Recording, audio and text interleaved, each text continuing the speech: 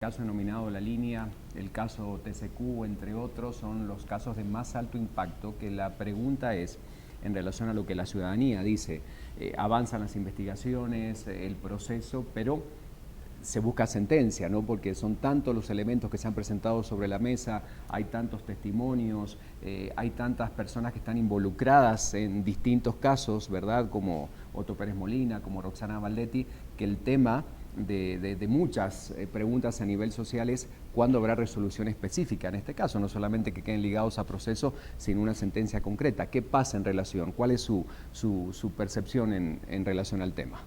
Mi percepción es que vamos bien, que el juez Miguel Ángel Gálvez y los otros jueces contralores han manejado bien los procesos. La defensa ha estado a la altura de las circunstancias y se ha respetado el derecho de defensa, el debido proceso. Sí. En la medida en que observemos entonces todo el mecanismo que la ley establece, yo estoy convencida que este año vamos a llegar a tener ya las primeras sentencias.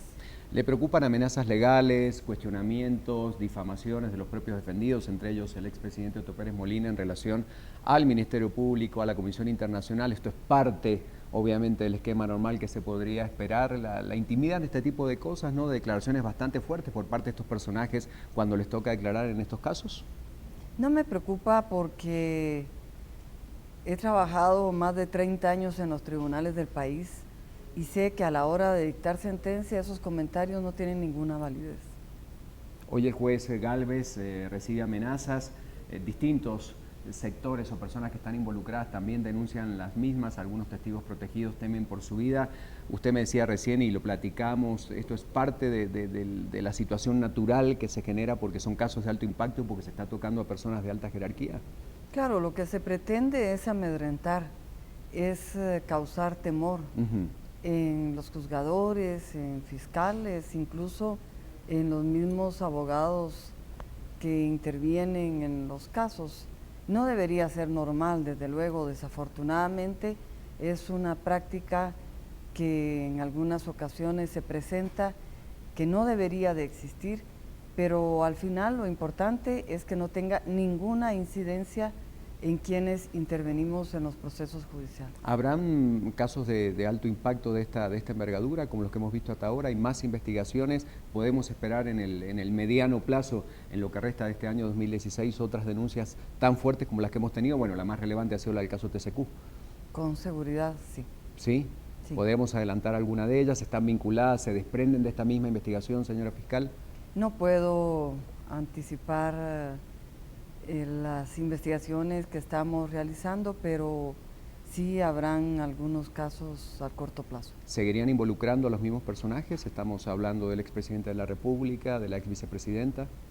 Es parte de lo que estamos analizando justamente. ¿Cuál es su principal preocupación en relación al tema de la sociedad? Y le pregunto esto por lo siguiente. ¿Siente que la sociedad guatemalteca sigue acompañando con la misma motivación? Debemos recordar, hace poco tiempo, en abril, recordamos un año de estas marchas que terminaron con el gobierno de Pérez Molina, de Roxana Baldetti. Había un fervor muy fuerte por parte de la gente para que se terminara o se luchara contra la corrupción. Hoy las denuncias continúan, son casi el pan nuestro de cada día. ¿Qué piensa del rol de la sociedad? ¿Cómo está hoy en función de todos estos casos y todas estas denuncias? A mi juicio se ha relajado un poco, pero se mantiene vigilante y eso es importante. Yo veo que cuando hay necesidad de reacción de la sociedad, inmediatamente se da esa reacción y es importante el acompañamiento de la sociedad guatemalteca porque al final los beneficiados o los perjudicados, si los funcionarios trabajamos bien o no, es la población guatemalteca.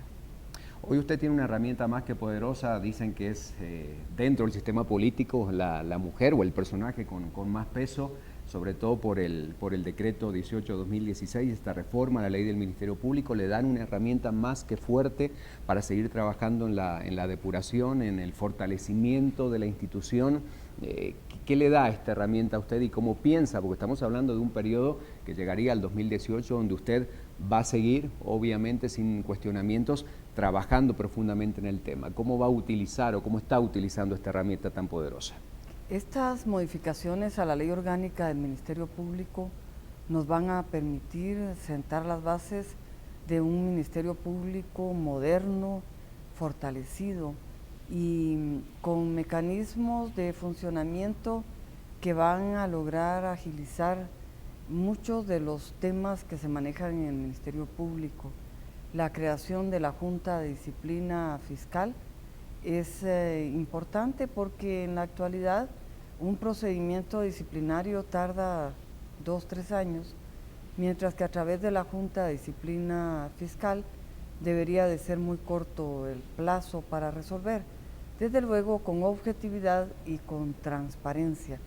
Con objetividad no se trata de perseguir a ningún trabajador en particular, pero sí de que haya una disciplina en un ente que debe ser ejemplo de disciplina.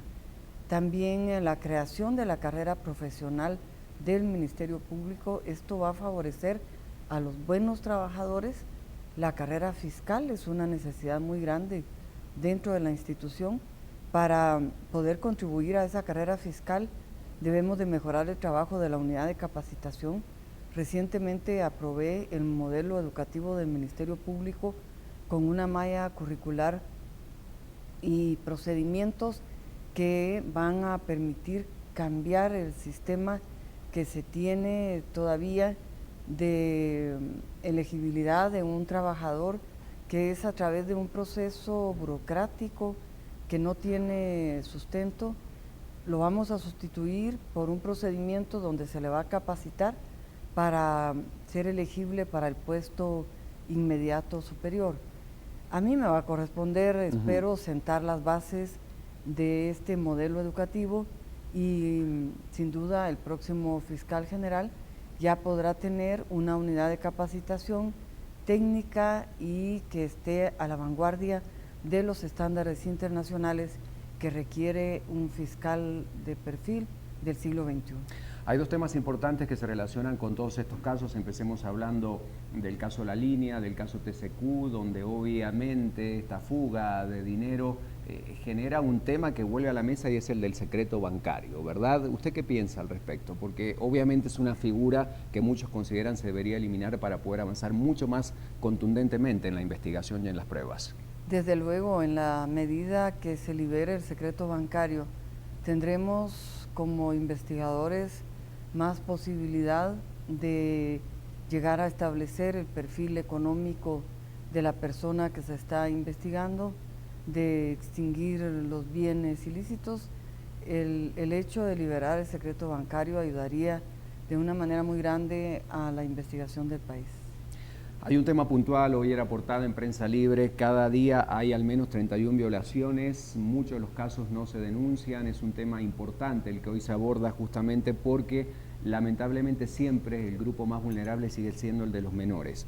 Háblenos un poco al respecto, afortunadamente está la cooperación internacional, se avanza en el tema, pero la cifra sigue siendo, bueno, alarmante, ¿no? Sí, es alarmante porque las víctimas son niñas, niños y adolescentes. Generalmente, las violaciones sexuales que sufre la niñez guatemalteca, desafortunadamente, provienen de las personas más cercanas a las niñas y los niños, los padres, los tíos, los vecinos, y en otros casos son personas desconocidas. Es lamentable porque hay un menosprecio a la dignidad y a los derechos de la niñez. Desde el Ministerio Público estamos trabajando un proyecto también con el apoyo de la Cooperación Internacional, de Misión Internacional de Justicia, de UNICEF, para crear la Fiscalía que va a conocer de delitos contra la niñez víctima. Estamos trabajando en un módulo formativo para que las personas que integren esta Fiscalía especializada para delitos de niñez víctima tengan una formación que les permita llegar a establecer y a investigar los casos con más profundidad. Sin duda hay que sancionar, pero la prevención también es importante y en ese sentido hay que llegar a rescatar los valores en la familia, hay que llevar principios y valores a las escuelas y colegios, porque estamos afectando a seres indefensos y a seres que deberían de convertirse en ciudadanos de bien en el futuro de Guatemala. Hace semanas, bueno, vuelve otra vez a discutirse el tema de pena de muerte. Usted ha fijado ya su posición, pero ¿qué piensa al respecto, no? Cuando surgen todos estos casos, estas denuncias, un sector que está de acuerdo con la aplicación de la misma. En relación a la pena de muerte, lo que yo recomiendo es que analicemos, que veamos qué resultados ha dado la pena de muerte. Hay estudios al respecto y todos coinciden en que la pena de muerte no es un disuasivo para la criminalidad, no lo es. Y al contrario, establecemos a través de otros estudios que la prevención sí funciona en una sociedad. Entonces, en lugar de estar discutiendo sobre la pena de muerte, deberíamos de discutir sobre la prevención, sobre qué planes, políticas vamos a utilizar en el país para trabajar todos sobre la prevención. Y también se ha olvidado la reinserción de las personas privadas de libertad, porque no se trata nada más de llevar a una persona a prisión y dejarla olvidada y dejarla en condiciones infrahumanas. Debemos de trabajar en la reinserción para que quienes estén privados de libertad y quieran reinsertarse a la sociedad, el mismo Estado le pueda dar la ayuda o los mecanismos para que pueda volver a su familia, para que pueda volver a trabajar y darle una oportunidad de ser una persona mejor. Entonces, trabajemos la prevención, trabajemos la reinserción social y yo no estoy de acuerdo en ese contexto en la pena de muerte. No nos ayuda, no es un disuasivo y el Estado de Guatemala está organizado para garantizar la vida y la seguridad de las personas. Hoy se empieza a definir de alguna manera el futuro jurídico del magistrado Chalchalo y en teoría se presenta ante la jueza. ¿Qué piensa usted al respecto? ¿Cuál puede ser el desenlace o el escenario próximo de este sonado caso? En principio debe de trasladarse el expediente ante el juez Miguel Ángel Gálvez, que es el juez contralor del caso, para que ahí se discuta sobre su situación jurídica. Debería de ser indudablemente ligado a proceso. Van a seguir surgiendo casos a partir de lo que ocurrió con Aceros de Guatemala y algunos otros grupos. Muchos sectores de la sociedad empiezan a decir, bueno, ¿qué pasa con el sector empresarial en relación a este tema? En las investigaciones, en los elementos que se van a seguir aportando, ¿vamos a seguir encontrando grupos tan poderosos como este? En nuestras investigaciones no tomamos en cuenta si son grupos empresariales o no. Delito es delito. Claro, nos enfocamos en el hecho, nos enfocamos en el delito y cuando la investigación está lista, como el caso de Aceros de Guatemala, lo llevamos ante el órgano jurisdiccional. El Ministerio Público tiene una fiscalía que es especializada en delitos económicos, que es la que tramitó el caso de Aceros de Guatemala y desde luego tiene otras muchas investigaciones.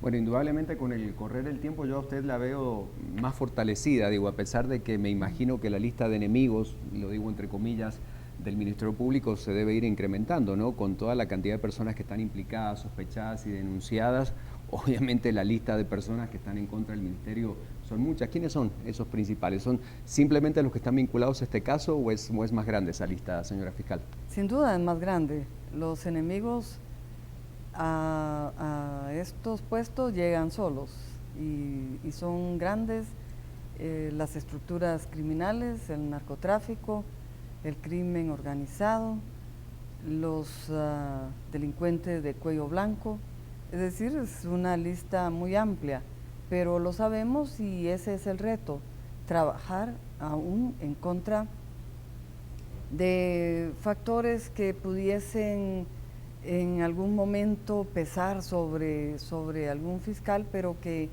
justamente hay que sobreponerse, hay que trabajar con mucha mística, con mucho amor al país y sin temor. Esto en lo personal la fortalece más porque, insisto, a partir de que se abrió la puerta con el caso La Línea,